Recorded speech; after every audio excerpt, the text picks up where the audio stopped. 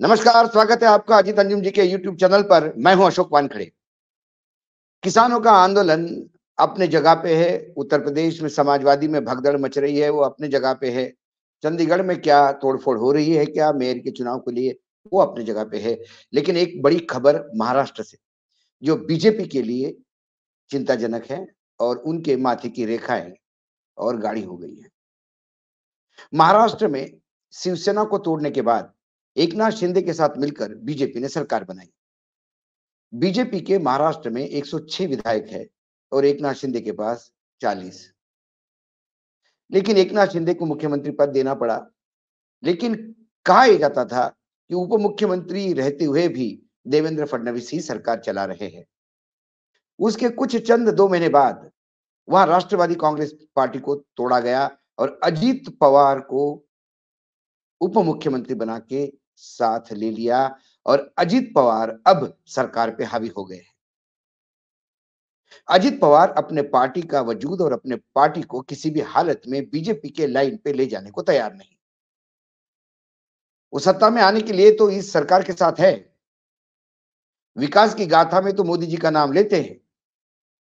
लेकिन हाल ही में उन्होंने जो बात कही, वाशी में राष्ट्रवादी कांग्रेस पार्टी यानी एनसीपी का, अजित पवार वाले गुट का माइनॉरिटीज प्रकोष्ठ का सम्मेलन हुआ नवी मुंबई में। वहां उस अधिवेशन में एक प्रस्ताव पारित हुआ और वो प्रस्ताव ये कहता है कि महाराष्ट्र में माइनॉरिटीज के लिए शिक्षा और नौकरियों में 5% का रिजर्वेशन होना चाहिए। और आगे प्रस्ताव ये कहता है कि जल्द ही वहां जातिगत जनगणना या जातिगत सर्वे करवाया जाएगा और उसके बाद उस आंकड़ों के अनुसार रिजर्वेशन आरक्षण माइनॉरिटीज को मिलेगा। तालियों के गड़गड़ाहट में इस प्रस्ताव को पारित किया गया और अपने भाषण में इस प्रस्ताव को जल्दी लागू करने का आश्वासन अजित पवार ने दिया। महाराष्ट्र की राजनीति में अजित पवार एक ऐसे नेता माने जाते हैं, यदि वो बोलते हैं तो फिर उस पर अड़े रहते हैं। और यही कारण है कि कल से बीजेपी बहुत अस्वस्थता बीजेपी में फैली हुई है। 2014 में जब कांग्रेस और एनसीपी की सरकार थी और पृथ्वीराज चौहान मुख्यमंत्री थे, तब उन्होंने एक आरक्षण का प्रस्ताव लाया। उसमें मराठों को 16% आरक्षण और माइनॉरिटीज को 5% आरक्षण शिक्षा और नौकरियों में दिया गया। वो अध्यादेश जब लाया गया तो उस अध्यादेश को हाईकोर्ट में चैलेंज हुआ। उसमें मराठों के आरक्षण पे तो ऑब्जेक्शन हुआ, लेकिन मुस्लिम का आरक्षण हाईकोर्ट ने भी वैसा की वैसा रखा। ऐसे में 2014 में फिर सरकार गिरी। उसके बाद चुनाव हुए और देवेंद्र फडणवीस मुख्यमंत्री बने। देवेंद्र फडणवीस ने उस अध्यादेश को कभी कानून का जामा पहनाया ही नहीं और महाराष्ट्र के माइनॉरिटीज रिजर्वेशन के खिलाफ, मतलब रिजर्वेशन के वंचित रहे। ऐसे में अजित पवार का यह कहना कि जातिगत जनगणना या जातिगत सर्वे करवाएंगे और जब तक हम सरकार में है हम इसको लागू भी करवाएंगे। उन्होंने ये भी कहा कि मेरे होते हुए सरकार में किसी भी हालत में माइनॉरिटीज को डरने की जरूरत नहीं। उन्होंने 2 इंसिडेंट्स दिए। उन्होंने कहा जब सातारा में कुछ ऐसा ही क्लैश होने की बात आई तो मैं व्यक्तिगत रूप से सातारा में गया और मैंने देखा कि माइनॉरिटी के साथ अन्याय ना हो। मीरा रोड की घटना के बारे में उन्होंने कहा कि जब मुझे पता पड़ा कि वहां माइनॉरिटीज का प्रताड़ना हो रही है तो मैंने तुरंत पुलिस कमिश्नर को फोन करके माइनॉरिटीज के डेलीगेशन को समय देने और मिलने को कहा। उन्होंने कहा कि जब तक अजित पवार सरकार में है, राष्ट्रवादी अजित पवार की सरकार में है, तब तक इस देश में, इस राज्य में कानून का राज चलेगा, बाकी राज्यों जैसा नहीं, जैसा कि वह माइनॉरिटीज में डरे हुए हैं। इस बात को भारतीय जनता पार्टी के वो तमाम नेता जो पहले से इस बात से असहज थे कि हमारी सरकार जब मेजोरिटी में थी, ऐसे में क्या कारण था कि अजित पवार को साथ में लेना था। अजित पवार के साथ भ्रष्टाचार का एक बहुत बड़ा बैगेज है, जिससे छुटकारा बीजेपी नहीं पा रही है। अजित पवार की प्रशासन पे कड़ाई और जिस हिसाब से अजित पवार मुख्यमंत्री और देवेंद्र फडणवीस को भी कई जगह पे असहज स्थिति में डालते हैं और उन्हें भी दादा के सामने थोड़ा झुक के लेना पड़ता है, ये बात बीजेपी के कैडर में और बाकी जगह पे सहजता से गले नहीं उतर रही है। ऐसे में दादा का खुलेआम ये कहना, अजित पवार को अजित दादा कहते हैं महाराष्ट्र में, कि हम माइनॉरिटी को तो 5% रिजर्वेशन देंगे और जातिगत सर्वे करेंगे, ये दोनों बातें बीजेपी के लिए असह्य है, क्योंकि भारतीय जनता पार्टी जातिगत जनगणना या जातिगत सर्वे के खिलाफ लगातार है। प्रधानमंत्री नरेंद्र मोदी बार बार इस बात को रेखांकित करते हैं कि जातिगत जनगणना यह हिंदुओं को बांटने का एक नया षड्यंत्र है। लेकिन बिहार में जो एक्सपेरिमेंट हुआ और उसकी सक्सेस को देखते हुए बीच में अमित शाह जी ने भी टोन बदलते हुए कहा कि जातिगत जनगणना के तो खिलाफ हम भी नहीं हैं, लेकिन उसको करने का एक फॉर्मेट अलग होना चाहिए। अब वो फॉर्मेट क्या है, या उन्होंने सिर्फ अपने कुछ जगह बचने के लिए जगह छोड़ी है फॉर्मेट के नाम पे।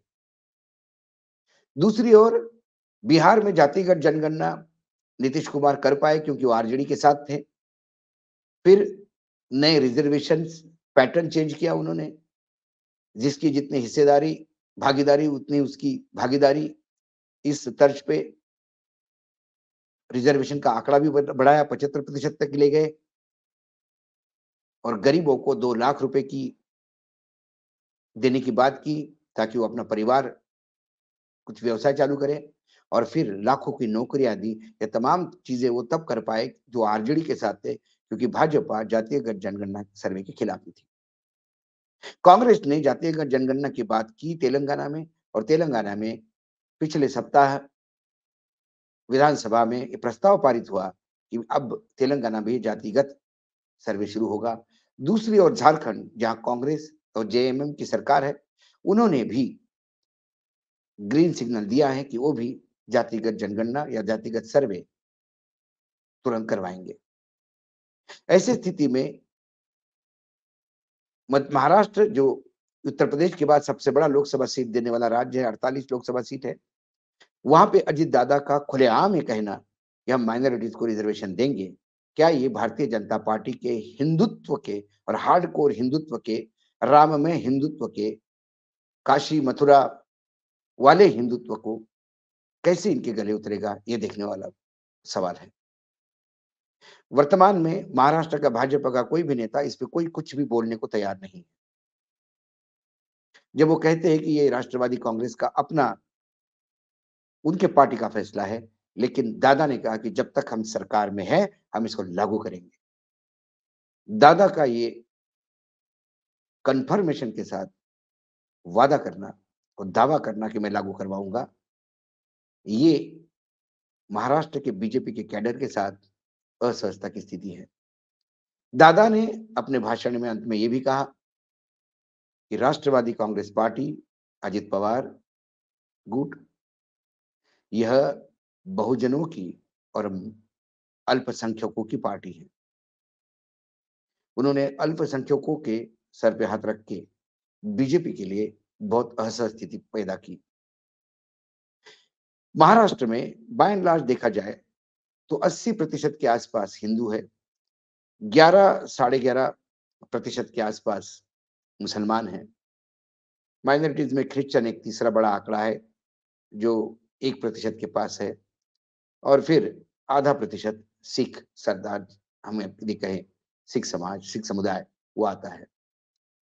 ये 11% जो है, ये पूरे महाराष्ट्र में फैला नहीं होते हुए एक कॉन्सेंट्रेटेड है, खासकर मराठवाड़ा और मुंबई में, और खानदेश के 1-2 पॉकेट्स में। मराठवाड़ा क्योंकि पहले निजाम राज्य का हिस्सा था,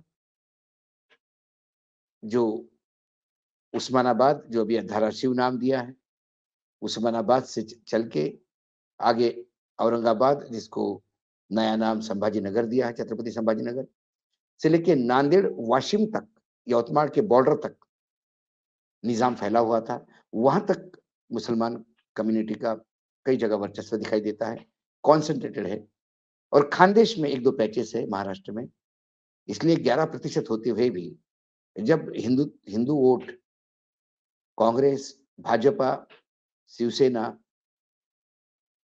अ, महाराष्ट्र नवनिर्माण सेना, एमएनएस, राज ठाकरे की, इन के बीच में और शरद पवार जी की एनसीपी, इनके बीच में जब बंटवारा होता है, तो ये 11% का वोट अक्सर सत्ता में आने के लिए मददगार साबित होता है। हालाँकि ओवैसी जिनका हैदराबाद में वर्चस्व है, उनकी पार्टी ने इनरोड्स ज़रूर किए हैं महाराष्ट्र में। और खासकर पिछली बार चुनाव में जब वो और प्रकाश आंबेडकर मिल के लड़े, तो 14% के आसपास वंचित आघाड़ी जो उन्होंने फ्रंट बनाया था, उसने वोट लिए और कई जगह पे कांग्रेस और एनसीपी के उम्मीदवार उनकी वजह से हारे। तो बीजेपी शिवसेना को जो भारी तादाद में लोकसभा में विजय मिली, उसका बहुत सारा श्रेय प्रकाश आंबेडकर और ओवैसी को जाता है। ओवैसी का तो अपना एक औरंगाबाद में यानी संभाजीनगर में एक सांसद भी है और ओवैसी लगातार अपना वर्चस्व बढ़ाने का प्रयास करते हैं, लेकिन वंचित आघाड़ी में टूट हुई, प्रकाश आंबेडकर अलग हुए। इस बार प्रकाश आंबेडकर यदि इंडिया गठबंधन के साथ जाते हैं, तो वो मुस्लिम तक मतदाता कहाँ जाएगा? वो ओवैसी के साथ जाएगा या इन लोगों के साथ आएगा? ऐसे में अजित पवार ने ये घोषणा करके एक ऐसा दांव चला, जिससे उन्होंने मुसलमानों को तो ये बता दिया या माइनॉरिटीज़ को ये बता दिया, क्योंकि सबसे बड़ा पक्ष मुसलमान ही है वहाँ पे, 11%, 11 साढ़े 11%। उनको तो ये बता दिया कि मैं आपके लिए हूँ और मैं सरकार में हूँ, तो आप भी सरकार में ही, ये समझ के रहिएगा। ऐसे में भाजपा जो अजित पवार के साथ है, वो इस बात से, इस रिज़र्वेशन के साथ कितना कंफर्टेबल हो रही है, ये या बाकी भाजपा के घटक दल जो बाकी राज्यों में हैं, क्या वो भी माइनॉरिटीज़ के लिए रिज़र्वेशन माँगेंगे, जैसा अजित पवार ने माँगा? एक नया इश्यू शुरू हो सकता है। बीजेपी फायर फाइटिंग में लगी हुई है, लेकिन दादा ने एक बार जो बोल दिया, तीर कमान से निकल गया। दादा अपने बात पे बने रहेंगे। ये महाराष्ट्र में दादा का रिकॉर्ड है। आज इतना ही। कल फिर आता हूँ किसी विषय के साथ। तब तक के लिए नमस्कार। देखते रहिएगा अजीत अंजुम जी का यूट्यूब चैनल।